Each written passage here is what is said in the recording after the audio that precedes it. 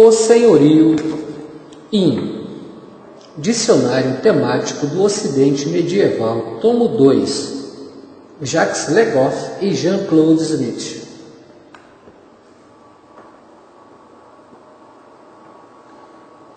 Vários volumes seriam insuficientes para a análise historiográfica daquilo que os medievalistas chamaram o senhorio. Um tipo de poder não estatal, próximo, rude e privatizado. A própria palavra dominium e as de sua família não têm nenhuma conotação particular nas fontes medievais, e é normal que o historiador elabore o conceito apresentando-o em seguida para a discussão. Extremamente amplo, o conceito de senhorio aplica-se de fato a vários objetos históricos. Ele pode ser tanto um domínio rural e uma célula da vida social de enorme pujança, na qual os homens aproximam-se de seu chefe, quanto o despotismo de um castelão, gerador de fratura social. Pode ser a relação de homem a homem entre um senhor medieval e seu servo, relação negociável e personalizada como aquela com um vassalo de nível inferior, que os distingue do senhor e do escravo da teoria antiga. É a relação fundiária estabelecida a diversos títulos entre o possessor de uma terra e seus tenanceiros, uma partilha dos direitos de propriedade e um encadeamento de elementos reais e pessoais que desafiam os princípios do direito moderno, mas que não chegam a surpreender os apreciadores da antropologia. Mais tarde, após a grande mutação do século XII, ele pode consistir na administração implacável, porém legal, de todo ou de parte de um senhorio de aldeia pelos agentes ministeriais do nobre senhor que detém o título e a torre. Tal sociedade é tecida por uma série de relações de poder de grande complexidade que criam diversos tipos de senhorio. Por outro lado, a história medieval é longa e rica e sob a marca da continuidade do poder nobre apoiado pela ideologia cavaleiresca. Há, de fato, inúmeras e sucessivas mutações. Estas são frequentemente descritas como nascimentos do senhorio, que cada historiador entende de forma diferente, escalonando-as do século III ao século XII.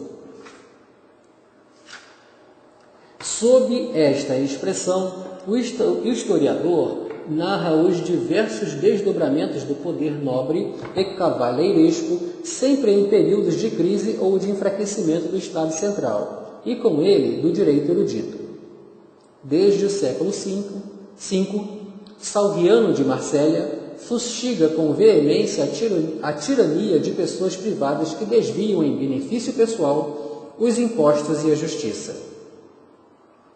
A aristocracia galo-romana solapa a ordem pública com sua dureza e violência sem freio. De que adianta aplaudir a resistência dos pagaudas ou a ascensão dos bárbaros? Estes últimos não deixarão, na verdade, de se unir à referida aristocracia. No século VII, assiste-se ao declínio dos merovingios. Seria este o momento crucial para o advento do regime senhorial? Sim, segundo Fustel, de Coulanges e, mais recentemente, Chris Wickman, considerando o desenvolvimento das imunidades das corvés dominiais e das clientelas vassálicas.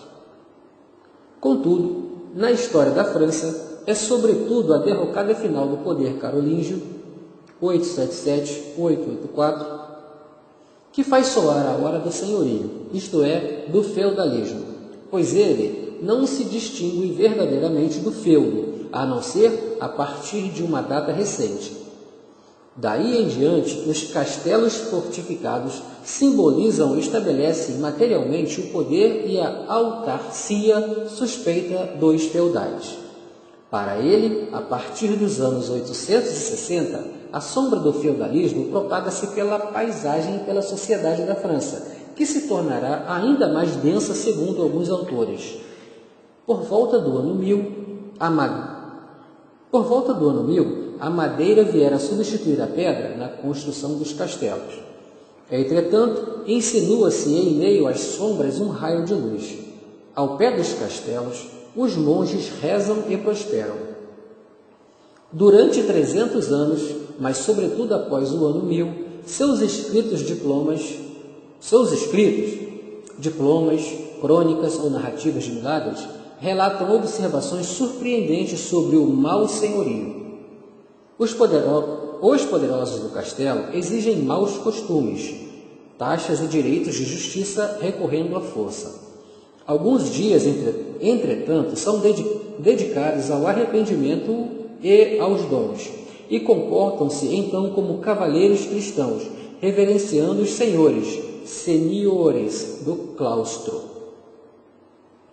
Essa época, 850 a 1150, é considerada a mais senhorial da história da França. Vou evocar aqui, a título de exemplo, o interesse e as dificuldades da descrição e da história do senhorio castelão, em torno do qual tudo parece então gravitar.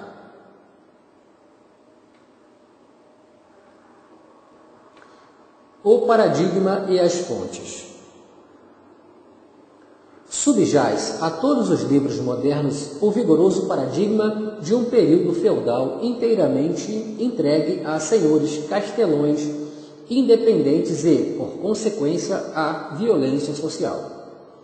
Ele representa em nossa história o caos inicial, a selvageria, cujo reflexo precede e justifica, como na mitologia de um povo primitivo, suas instituições atuais. O ano 1000 é o ano zero da França, momento de todos os males, cuja supressão demandará em seguida a enérgica ação da Igreja e dos reis. Os séculos do senhorio castelão foram incontestavelmente uma época de guerras privadas. O paradigma extrai sua força da impotente parte da verdade que existe nisso e fornece, assim, as referências de que o conhecimento histórico necessita. Da mesma forma que na época anterior, carolíngia, a classe dominante define-se por período feudal como uma cavalaria. Mas ela já não é conduzida à guerra régia, e sequer entre 911 e 1095, a guerra contra os não-cristãos do interior. Daí as lutas intestinais. Daí as lutas intestinas de uma cavalaria cujas grandes manobras são travadas na própria região, tomando como pontos de apoio e alvos castelos cada vez mais numerosos e aperfeiçoados, com outeiros e torres. Mas estas lutas são guerras totais. O paradigma dos séculos de ferro não nos habilita a observar os inumeráveis pactos que as interrompem, entre outros o da paz de Deus? Ele é enganador se nos conduz a um balanço geral extremamente nefasto por comparação com outras épocas. O estudo de Georges Duby sobre os Manconais, 1953, traz várias correções a esta impressão desastrosa, fazendo-nos redescobrir, enquadra nos principais castelos uma sociedade um pouco menos feudal, porque submetida à sua verdadeira complexidade e, sobretudo, menos conturbada do que se afirmou, posto que denominada por uma elite de herdeiros hábil para certos compromissos. Contudo, em sua obra, ela recorre ao tema tradicional da ascensão de um mau senhorio, às expensas da ordem pública. A independência do castelão faz dele um tirano em sua terra, porque apenas uma autoridade superior seria capaz de impor-lhe limites. Transpondo esse tema para além da periodização corrente, 860-920 coloca o desmembramento entre 980 e 1030, e não mais de um reino, mas de cada região, pagos. na qual um conde hereditário havia feito até então, bem ou mal, perdurar a justiça. O incômodo nesta nova cronologia da Revolução Feudal é que ela não corresponde mais a nenhum acontecimento decisivo, repousando tão somente sobre uma mutação documental cuja interpretação é contestável. Na realidade, o condado manteve-se na França após o fim do século IX, como quadro estável de uma certa comunidade política constituída pelo conde, pela nobreza e pelo alto clero, e como tal permanecia mesmo depois do ano 1000. E é em meio a este cenário que se deve refletir sobre o senhorio castelão, com sua justiça que, como a do condado, visa a manutenção da paz entre nobres, cavaleiros. Conhecemos, sobretudo, sua relação com os senhores das igrejas, com base em fontes que se tornam um pouco mais densas, mas ao mesmo tempo bastante parciais. Considerado a partir deste ângulo, o senhorio castelão com frequência parece pernicioso. As duas faces do castelão. As duas faces do castelão. O mau senhorio é um tema bem anterior ao ano 1000. Desde o século V, Santo Agostinho fornece o motivo da horda de salteadores que legitima o seu poder, a posteriori a cidade de Deus. 19:12. O que permite fragilizar antecipadamente todas as legalidades medievais e modernas. Há em seguida Salviano de Marselha e, sobretudo, os veementes e reiterados protestos de Hincmar, arcebispo de Reims, 845-882, contra os poderosos que não cessam de oprimir os pobres. Em um contexto de pleno progresso da reforma, vários dos grandes mosteiros do ano 1000, Cluny, Fleury, Saint-Victor de Marselha, lançam uma nova campanha de denúncia dos poderosos. Sua cultura jurídica e moral deve muito à época de Hincmar. Contudo, vários tópicos são inovadores nessa polêmica que, na realidade, desenvolve-se em faixas cronológicas muito longas e variadas conforme os casos. A palavra de ordem consiste na rejeição dos maus costumes. Trata-se por vezes de taxas senhoriais recebidas desde muito tempo, como os direitos de justiça e proteção que podem ser entrevistos desde o fim do século IX. Os vinculados ou não a um castelo. Mas a reforma dos monges torna-os mais exigentes, tanto em relação a outros como a eles próprios. Os maus costumes são tão distanciados da regra e do espírito monástico quanto aqueles da reverência devida pelos vizinhos laicos. Outros maus costumes atingem as terras recentemente cedidas aos monges pelos nobres por testamento. Os herdeiros destes se queixam e tentam recuperar algumas rendas. Os outros maus costumes ainda são o efeito abundantemente descrito ao longo do período da construção de um novo castelo, o da colina. O da colina artificial é uma tecnologia nova em fins do século X e pode servir à causa dos herdeiros lesados. Creio, sobretudo, que ela se insere em geral nos castelos ou nas redes e nos sistemas de castelos já existentes que assim se ampliam. O grande lobo mau do século XI não é um simples falcão empoleirado em sua torre ou em sua colina artificial, mas o magnata que possui ou domina, como se diz, vários castelos em parte ou não na sua totalidade. Tal senhorio nos é revelado por volta do ano 1000 por ocasião dos conflitos em zonas sensíveis com um adversário monástico subitamente mais impetuoso. O costume pareceu aos historiadores modernos o próprio princípio do mau senhorio, novo e perverso, oposto ao direito, propriamente senhorial, novo e oposto ao direito propriamente senhorial. De fato, o tom é sempre mais ou menos negativo, menos com Mark Bloch, mais com George Debye. O costume não é instável, submetido ao acaso das relações de força. Há, igualmente, um pouco de ingenuidade em opô-lo de forma radical ao nosso direito. Há também arrogância em negar às sociedades tradicionais todo o sentido da lei. O costume é direito, como bem o destacou no século XI Abdon de Fleury e Yves de Chartres, estabelecendo apenas uma distinção hierárquica entre os costumes e a lei fundamental, escrita ou não. Afinal de contas, a própria rejeição dos maus costumes supõe a existência dos bons. Da mesma forma, a censura aos tiranos, aos malfeitores, que dominam os castelos vizinhos, aos mosteiros, é feita para pleitear contra eles na instituição judiciária, jamais aniquilada e em face da opinião social, sempre um elemento de pressão, isto é, no interior de um sistema de valores partilhado pelos próprios malfeitores. Diante dos normandos, os monges fugiam com suas relíquias. Diante dos senhores castelões, eles as exibiam e faziam-nas produzir milagres para obter justiça.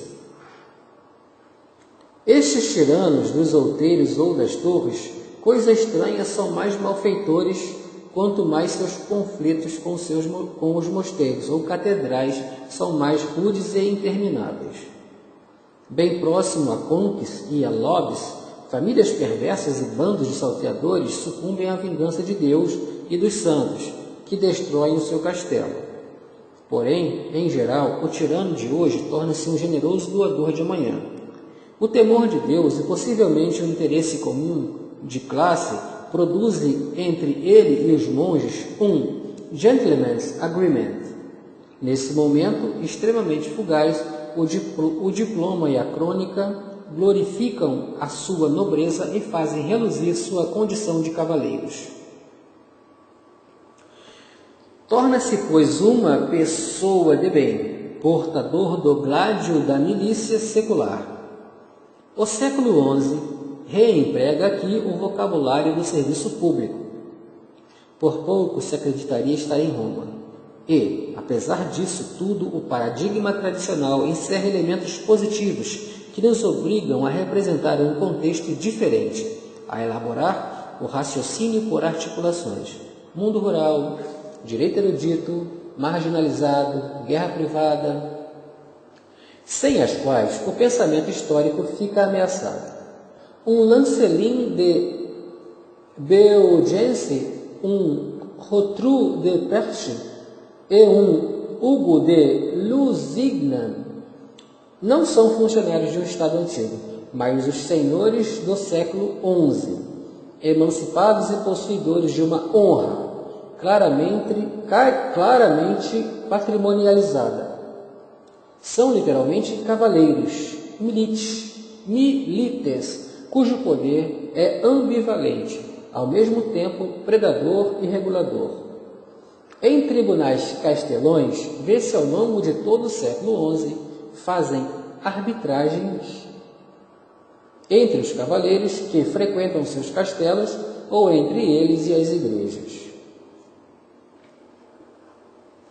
O mais belo dos títulos.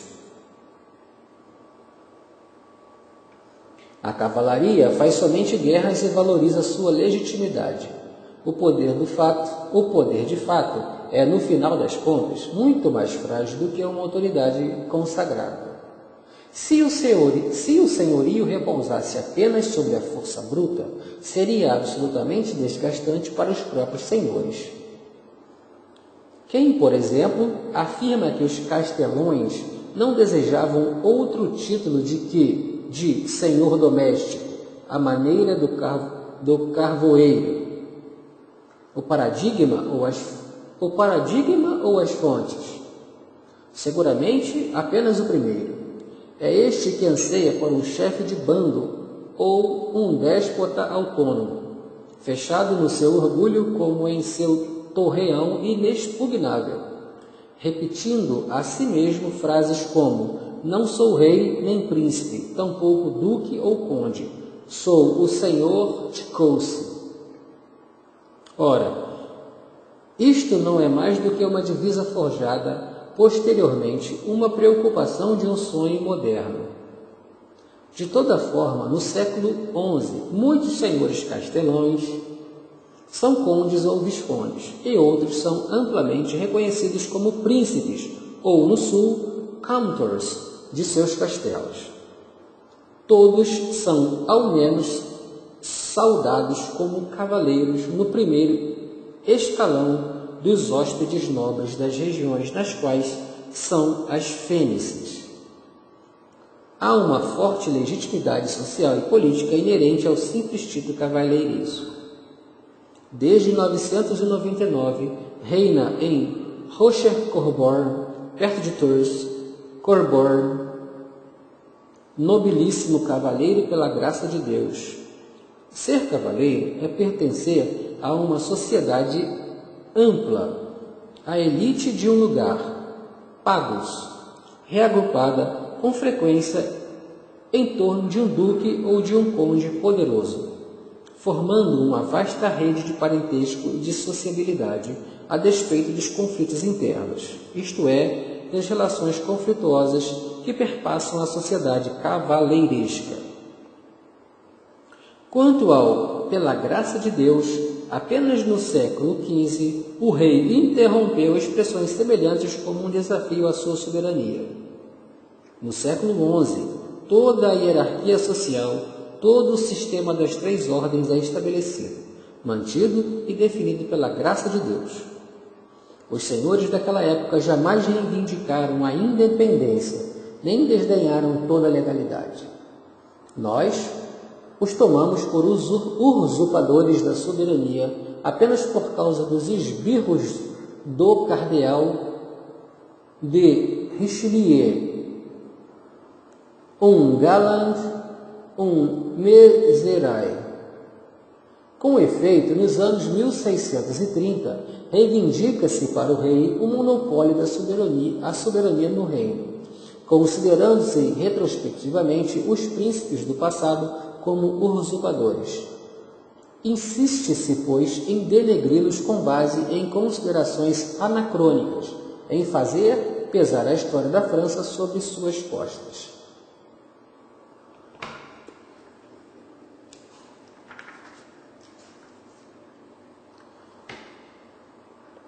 A partir dificuldades de uma descrição. A partir do castelo, dizem-no ainda hoje, um verdadeiro bando faz sua lei reinar sobre a região, impondo seu imposto e estabelecendo uma espécie de pequeno estado predatório. São estes, em linhas gerais, em termos de Flac, 1884, autor que inspirou Deby em sua descrição da região de Macon no século XI, e ele não está completamente errado, pois o castelo importante não é feito só de uma habitação e não é mais propriedade de apenas uma família. É necessário distinguir toda uma série de costumes exigidos em nome da ordem pública, como a proteção, chamada assim ironicamente segundo um documento de Saint-Denis, escrito em 1005, dos costumes relacionados à propriedade do solo. Os primeiros parecem consistir em um direito de cavalaria dominante quando se sobrepõe aos segundos, exigidos por um mosteiro possuidor do solo, dos seus tenanceiros, que são por isso seus homens próprios. Os direitos de proteção vinculam-se sempre em grau maior ou menor a um castelo e, portanto, ao senhorio castelão, mas tal quadro decorre de um verdadeiro princípio ou apenas do fato de que todo cavaleiro, isto é, todo notável de uma região, dominava um ou vários castelos importantes, mesmo que não possuísse suas próprias fortalezas?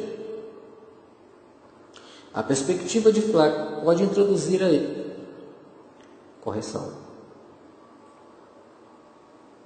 Mas tal quadro decorre de um verdadeiro princípio ou apenas do fato de que todo cavaleiro, isto é, todo notável de uma região, dominava um ou vários castelos importantes, mesmo que não possuísse suas próprias fortalezas?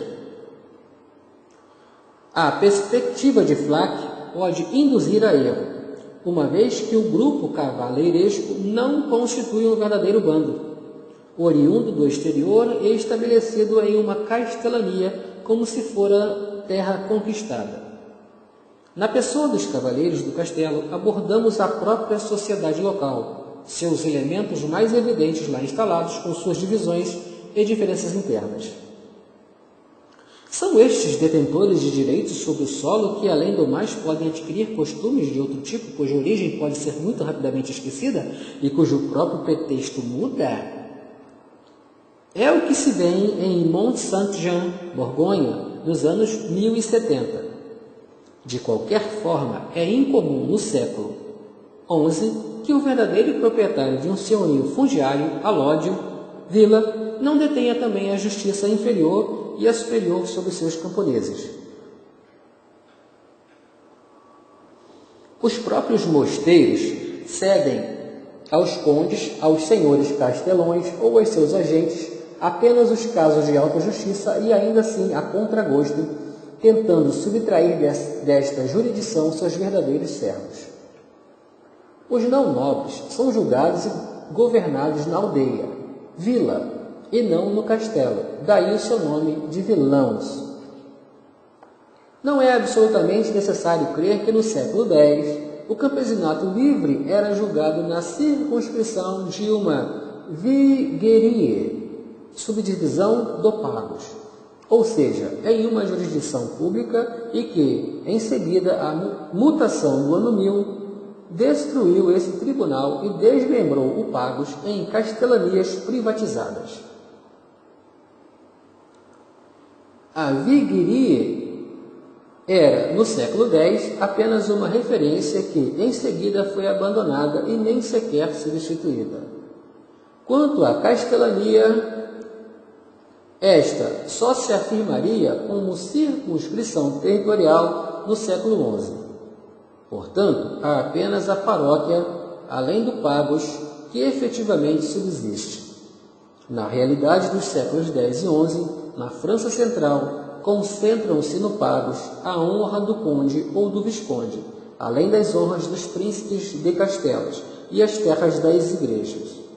A transformação destas honras em verdadeiros territórios, domínio condal, castelania, ban de uma igreja, efetua-se gradualmente ao ritmo do fortalecimento dos quadros administrativos, processo sensível a partir de meados do século XI, como os prebostes, prefeitos, viguiers e diversos tipos de agente, e concluído no alvorecer do século XIII. No século XI, a honra castelã é para os contemporâneos uma evidência imediata e sintética. O prodigioso Recit des Pactes Conventi entre Hugo de Lusignan e Conde de Poitiers nos anos 1020 não fala de outra coisa. Percebe-se que, sob esta expressão, encontra-se ao mesmo tempo o feudo e o senhorio, emblema do homem e riqueza material, função pública e patrimônio. Contudo, é extremamente difícil descrever esse tipo de honra, tanto no que se refere a seu princípio quanto aos seus dispositivos concretos. Sofremos com a escassez das fontes. Não há inventários completos e faltam até mesmo referências em zona de atrito com determinado senhorio da Igreja. E nossas categorias modernas mostram suas limitações. A velha escola do século XIX tem razão. Com base em nossos critérios, confunde-se indevidamente soberania e propriedade. E, contudo, é preciso aprendermos a esclarecer cada uma destas noções. Não há no século XI propriedades ou soberanias abstratas, plenas e integrais, e sim por toda parte, verdadeiros laços de relações sociais. Dibi o dizia muito bem. A posse de uma terra ou mesmo de um castelo supõe sempre uma relação entre diversos detentores de direitos, quer sejam os mesmos e concorrentes alternados ou partilhados, quer sejam direitos de tipos diferentes, que nós mesmos não dissociamos mais. Quase não conseguimos imaginar, por exemplo, que se possa deter um castelo ou uma terra sem o direito de aliená-lo à vontade, o que, no entanto, é extremamente frequente no século XI. Predominam os direitos de uso sobre os de abuso. De maneira geral, as servidões que pensam sobre o homem e seus bens são mais numerosas do que na época moderna, sobretudo depois de 1789, e é a toda esta atmosfera mental sociojurídica que se chama feudalismo ou ordem senhorial, expressões mais imprecisas do que propriamente erradas.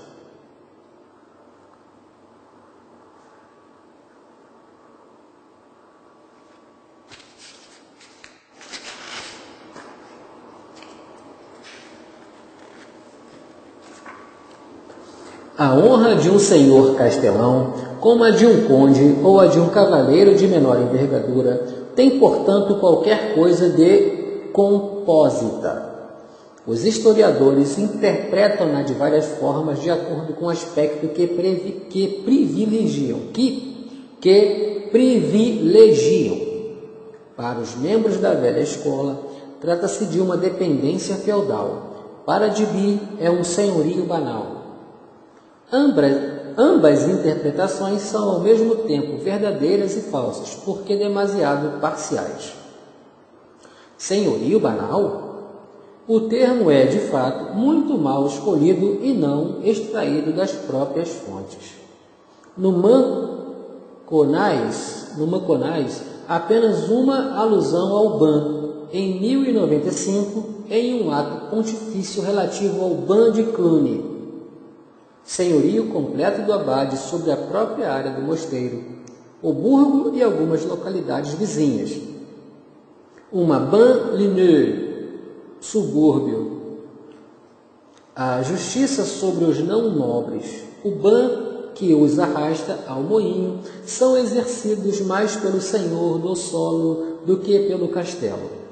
Este último os detém somente sobre uma parte do próprio castelo do burgo.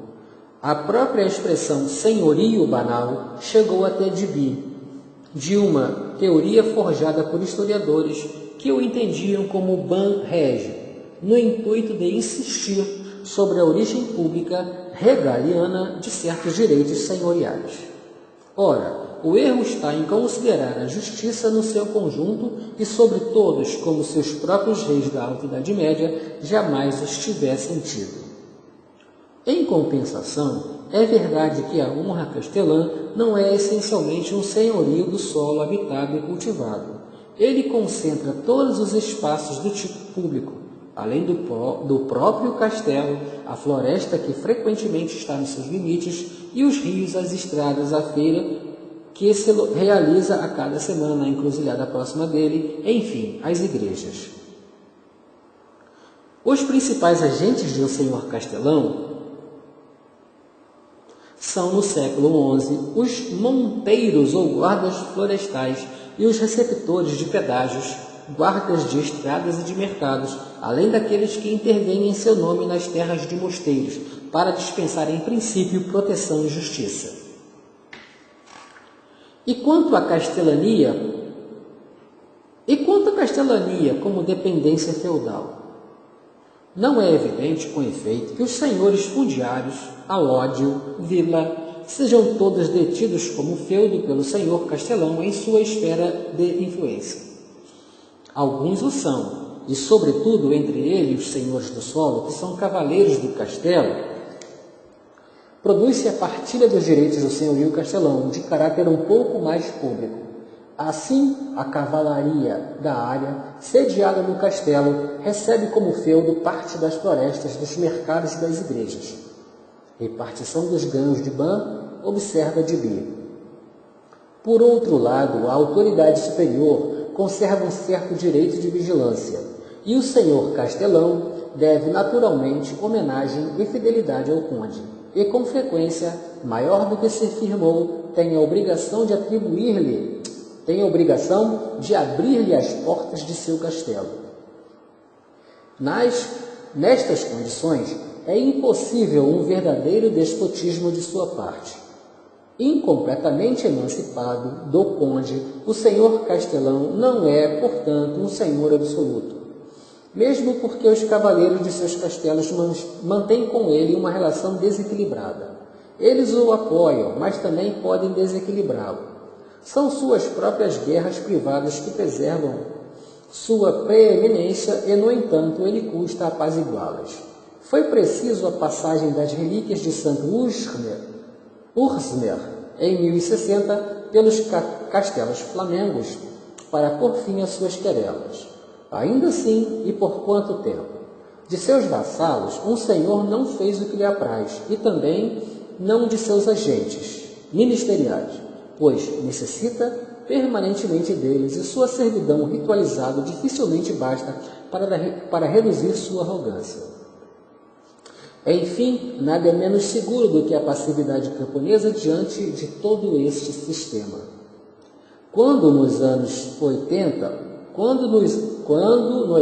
1080, os monges de Saint-Aldin de Angers fazem uma lista dos abusos dos agentes do senhor de Montreal-Bailey, o dossiê permite, sobretudo, entrever os rústicos, astuciosos e submissos. Os vilões do século XI são cabeças duras, e a brutalidade senhorial talvez seja a marca de uma certa impotência diante deles.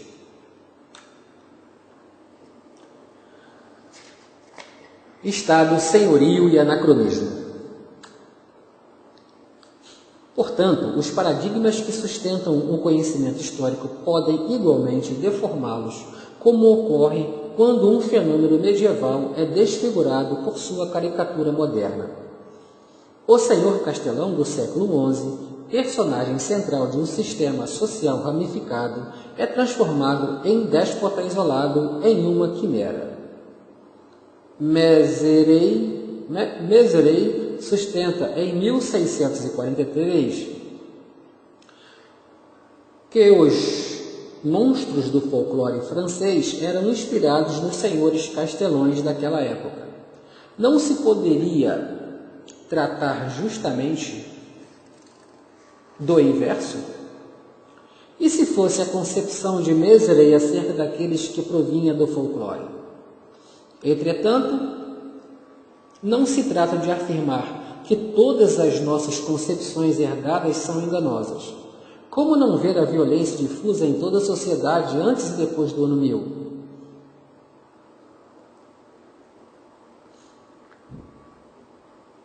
Como deixar de relacioná-la à relativa deficiência das autoridades superiores?